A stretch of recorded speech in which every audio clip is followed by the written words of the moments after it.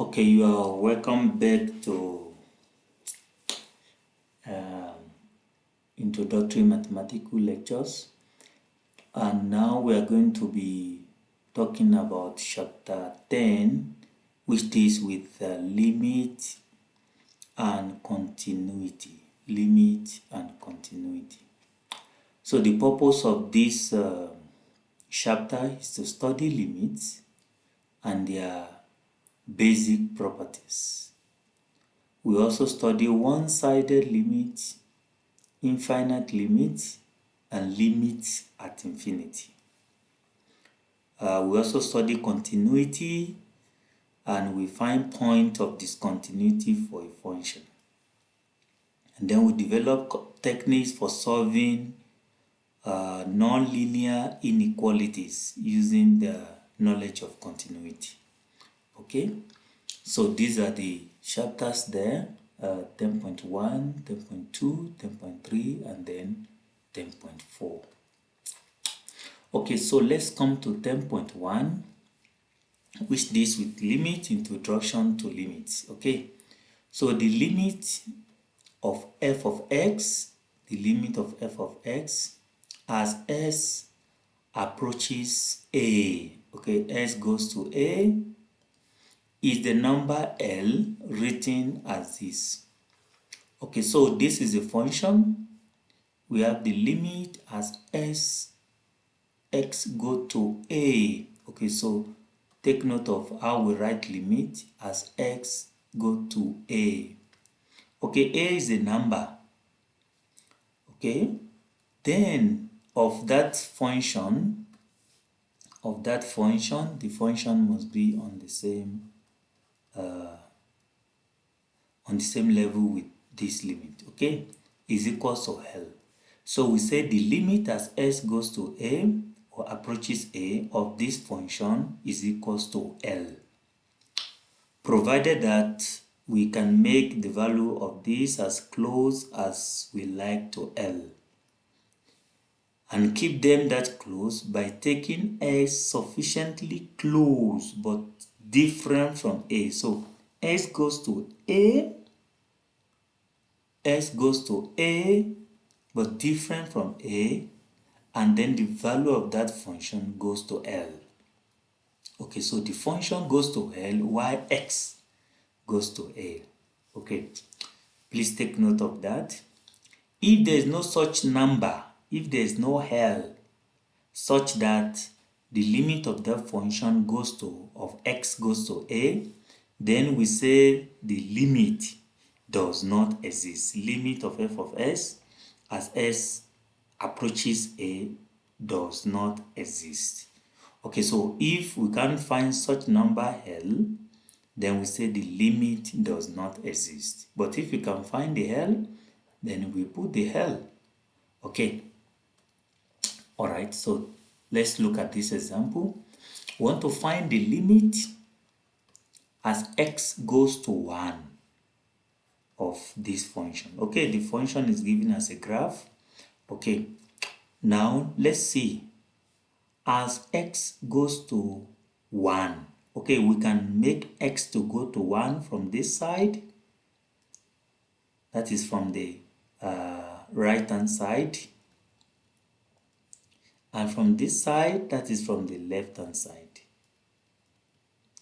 Okay, so if x goes to 1 from the left hand side, we are going like this. As x goes to 1, then we have that the function goes to 2.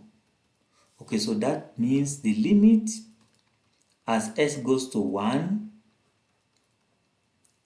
okay, from the left hand side, which is, we indicate left hand side by negative.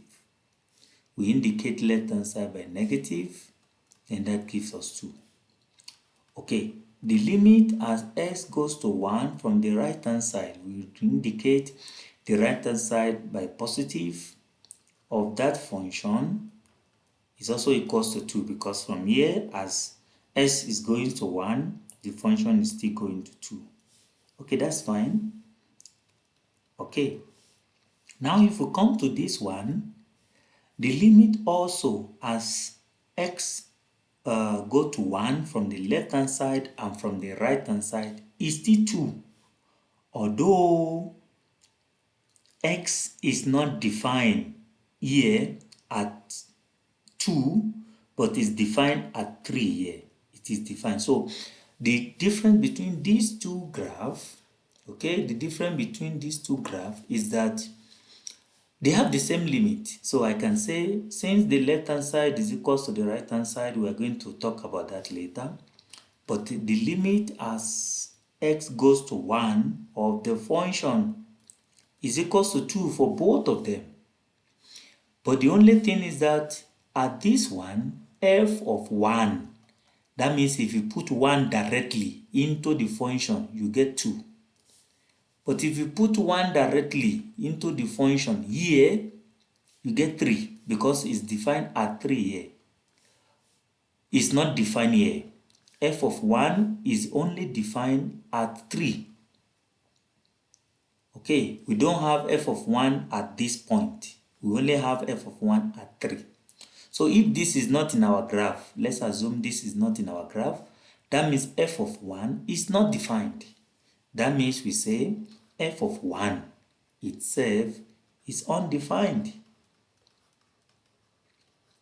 Okay, f of 1 is undefined if this point is not indicated there. But since we are given that point, f of 1 is 3. You see, though f of 1 is not defined, but the limit is still defined at 2. Okay, we are going to see more of that as we go along, especially when we get to continuity. Okay, so please take note of that. Though f of 1 is not defined at that point, the limit, we can still get the limit at that point. Okay, let's go. Okay, this is the explanation I have already made. As s gets closer and closer to 1, f of s appears to get closer and closer to 2. So the limit is that. Although f of 1 equals to 3, this has no bearing whatsoever on the limit of f of x as x approaches 1. We see that as s gets closer and closer to 1, f of s appears to get closer and closer to 2. So we still have limit for the second one, okay? Now let's go into some properties of limit. If f of x is a constant, so the limit of a constant, so see this a stands for anything. It can stand for 0, for 1, for 2, for -2, for -3. Okay, so if f is a constant, the limit of a constant function is itself. Okay, so I write x goes to a of c is equal to c.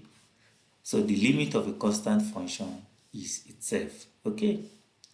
Now for any positive integer n, the limit of x raised to power n as x goes to a is a raised to power n. This is by direct substitution.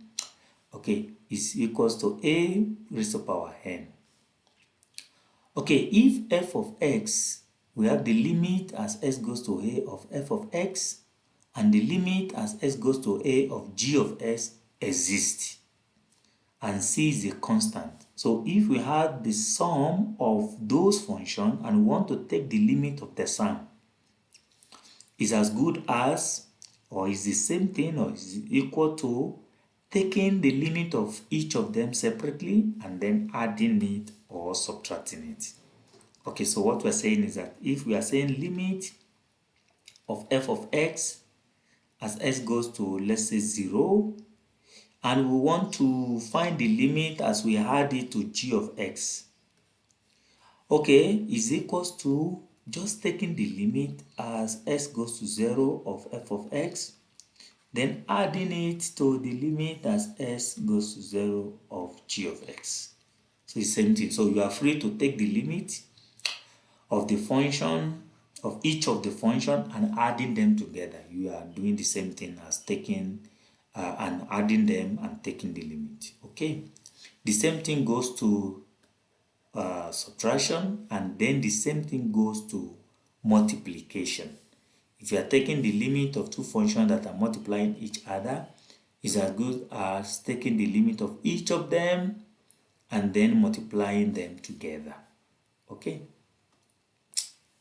Okay, also, if you are taking the limit of a constant multiplying a function, don't forget the limit. You remember the first rule, the limit as s goes of a constant is equal to constant. Okay, so it's as good as pulling out the constant and then taking the limit of the function, because the limit of a constant is that constant. So when you have like this, limit as s goes to 0 of 2 multiplied by the function is the same thing as 2 limit x goes to 0 of that function. So just pull out the constant and then take the limit of the function. Okay, again, if the limit of f of s as x goes to a and the limit of g of s as x goes to a exists, and n is a positive integer, then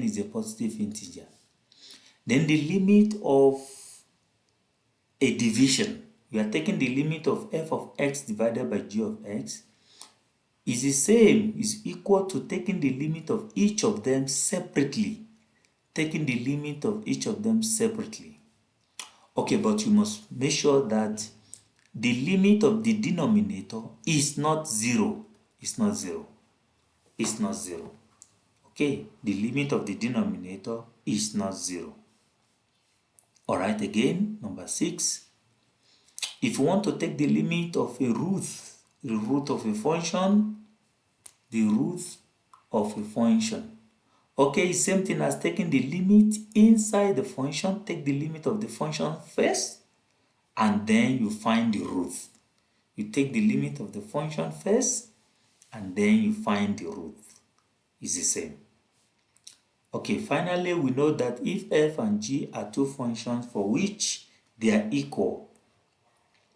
So if f and g are equal functions, okay, now if you want to take the limit of f of x as x goes to a, and you take the limit of g of x as x goes to a, they're also going to be equal. If the two functions are equal, then the limit, when you take the same limit for each of them, then they also will be equal. Okay, please take note of these rules. We are going to be making use of them as we go along. Okay, so don't forget the limit of a constant is a constant, and the limit of x raised to power n is also equals to a as x goes to a, then is equals to a raised to power n. So that means if I say limit of x goes to 2 of x square, okay, is the same thing as when you take the limit, this limit disappears. Okay, so it's same thing as 2 raised to power 2, which is 4. Okay, don't forget you are not to write, when you take the limit, you are not to write the limit again. Okay, so you don't write something like this as x goes to 2, 2. No, you don't write something like this. You have already taken the limit. So the limit goes away because you have already taken the limit. Okay. All right, so let's use that to apply to some of these examples. Okay. So when we take the limit of a constant, it gives us that constant. Whatever is the value of the limit we are taking, either we are taking the limit as s goes to 2, or we are taking the limit as s goes to -5, is still that constant. Okay, so if I take the limit as s goes to -2, this is supposed to be -2, as s goes to -2, as t rather goes to -2. Okay, I'm taking the limit as t goes to -2 by direct substitution of t4. This is the same thing as -2 raised to power 4, which is 16. So I'm taking the limit as t goes to -2. So I directly substitute that. Okay, I take the limit again as x goes to 6. I directly substitute into that, and then I get my 36. Okay. So for a polynomial, what we have just done is that because they are polynomial, for a polynomial, you can directly put the limit into the function. So let f of x defined by this polynomial. Okay, then if you want to take the limit of this polynomial, you can take the limit of each of them separately. Take the limit of this, take the limit of this, take the limit of this, and then add them together. Take the limit of each of them and then add them together. We are going to get the same thing as taking the limit of all of them together. Okay, so for a polynomial, we have that property that when we want to take the limit of f of x, we have this property, that is the red property we are talking about, of f of x. We just directly substitute a into that, then we get f of a. So when we are taking the limit of a polynomial, we can just use direct substitution by directly substituting our a into the function. So if f is a polynomial function, we can directly substitute that. But if it's not a polynomial function, we may not directly substitute that. So for example, this is not a polynomial function. This function f of x equals to s squared minus 1 over x plus 1. So we can apply direct substitution here because this is not a polynomial function, this is a rational function. So we can directly substitute that. So to do this kind of thing, first you must test and see why we cannot directly substitute that. Okay, let's first see why we cannot directly substitute that. So if I have limit as s goes to -1, s squared minus 1 over x plus 1. Okay, so if I directly substitute, what will I get? If I directly substitute, so I will be getting something like this. If I directly substitute, I'll get square minus 1 all over minus 1 plus 1. Okay, so I will be getting 0 over 0. Okay, this is indeterminate. Okay, so because of that, and especially anything that will give us the denominator to be 0, we don't want that. Okay, so we can't directly take this limit because the denominator will be 0, and more also because it will give us an indeterminate form like this. Okay, so 0 divided by 0 is not 0. Okay, please take note. Alright, so it's an indeterminate form. Alright, so we can't directly substitute. Okay, because of that, we need to now simplify. So anytime you want to take a limit and you cannot directly substitute, then you need to simplify. Anytime you want to take a limit and you cannot directly substitute, you need to simplify. So x goes to -1, s squared minus 1 over x plus 1. Okay, what I need to do is to simplify this. Then I have limit as x goes to -1. This is a difference of 2 squares, so x minus 1, x plus 1, all over x plus 1. Don't forget, anytime you cannot directly take the limit, then you need to simplify. So this cancel this. Of course, x is not equals to -1, or s cannot be equals to -1 because this will make the denominator to be 0. Okay, and of course it will make it to be indeterminate form. Alright, so taking that, then we have x equals to going to -1 of x minus 1. Okay, so we have simplified this now, and this is now in a polynomial. So we can now take the limit directly. We can take the limit directly, and then that will give us -1, which will give us -2. So the limit now is now -2. So please take note, if you cannot directly take the limit, then you need to simplify. Okay, you need to simplify. So we got -2. So notice that although the original function is not defined at x equals to -1, it does have a limit as s goes to -1, as x goes to -1. Okay, it has a limit as s goes to -1, but it is not defined at s equals to -1. So again, this is not defined at s equals to -1. So this must have a restriction of s not equals to -1. So it is not defined at s equals to -1, but it has a limit.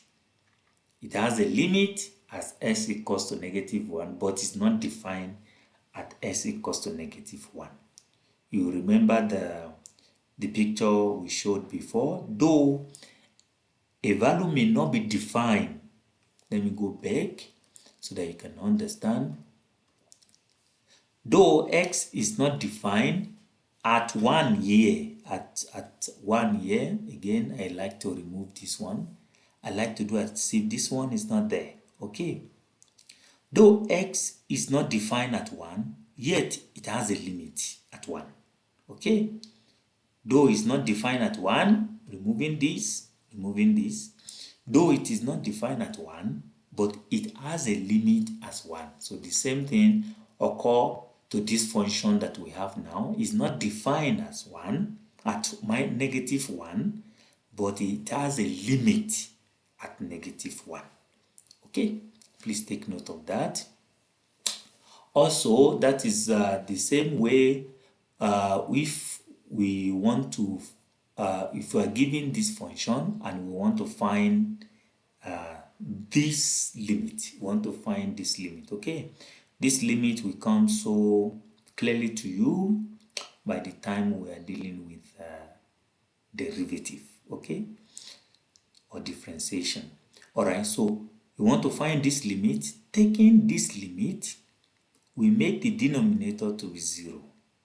Okay, we make the denominator to be 0, and we don't want the denominator to be 0. So that means there's a need to simplify whatever we get at our numerator. So if I put the value of f of x into it and take that limit, I'm going to be having limit as h goes to 0. And what is this one? This one is x plus h square plus 1 minus s square plus 1. Okay, all over h. Right, so we can't take the limit like this because this will become 0. Okay, the denominator will be 0. So we need to simplify what we have at the numerator. So we have h goes to 0. Of this is s square plus 2xh plus h square plus 1, then minus s square. Okay, this is supposed to have a bracket, minus 1. Okay, all over h. So then this will become limit as h goes to 0. Please carry your limit along with you. Don't throw away the limit. It's part of what we are supposed to be writing all along with you. Okay, so this cancels this one, -1, 1. So we have 2xh plus h square all over h. Alright, so what do we do next? We simplify further again. We cannot still take the limit the way it is. Then we divide both sides, we divide them by h. So this becomes 2x plus h. Okay, now I can take my limit now. I can now take my limit. So if I take the limit, then I will be getting 2x. Okay, so please take note. You need to simplify. You can't take the limit. Anytime you want to take the limit and the denominator will give us 0, then you can't take the limit like that. you need to simplify for that, the numerator or the whole thing.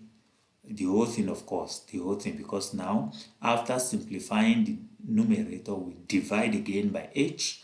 So you need to simplify the whole function before you can take the limit. Okay, please take note of that. That is very important.